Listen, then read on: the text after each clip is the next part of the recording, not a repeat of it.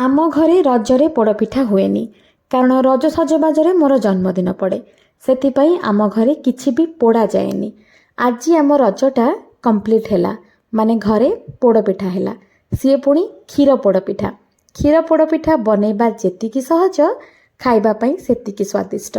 कड़ई रे प्रथमे नियंतु क्षीर गुजराती गुंड तेजपत्र किछि घी चीनी एवं लुण से फुटीगला परे पकांतु ता देहरे नड़िया काटिकी रखिथिबा नड़िया आउ बाटिकी रखिथिबा चाउल सी भलरे हेगला परे एक कड़ई रे आमे पत्र सेट करी ता उपरे घी किंबा तेल लगेई जंतणी को सेट करदबा ता उपरे पकेदबा आउ गोटे पत्र एवं ताकू भलरे सिझिबा पई गोटे घंटा पई छाड़ीदबा।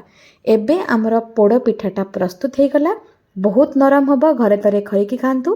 किंतु आमे माने आज खुशी रे पिठा खाई ही नथिलु कांचनजंगा रे हेथिबा एक्सीडेंट पई।